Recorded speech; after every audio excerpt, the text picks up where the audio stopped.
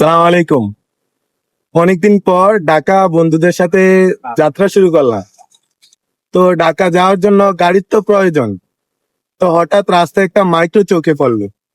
তো ঢাকা যেতে হবে যেভাবে হোক। তো দরদাম হলো 300 টাকা। আমরা ভাবলাম ঢাকা তো দূর, ভাড়া কমই পড়লো।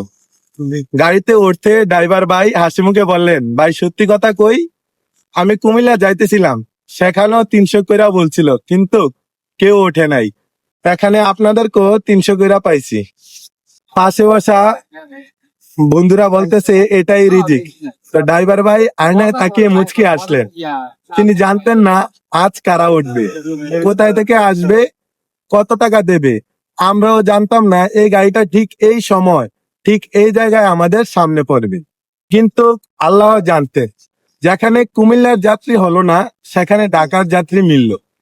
ঢাকা একই পথ বদলালো, কিন্তু রিজিক ঠিক এসে পৌঁছালো। রিজিক মানে শুধু টাকা না, রিজিক মানে ঠিক সময় ঠিক মানুষটার সাথে দেখা হওয়া। রিজিক মানে না পাওয়া জায়গার হতাশা না হয়ে ধৈর্য ধরা। রিজিক মানে যা তোমার জন্য লেখা তা কোনো না কোনো পথে তোমার কাছে আসবে। কাকার শেষ কথাটা খুবই ভালো লাগলো।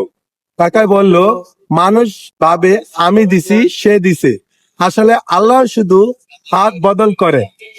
আর তা থেকে বুঝলাম রিজিক কখনো দেরি করে না, শুধু পথ বদলায়।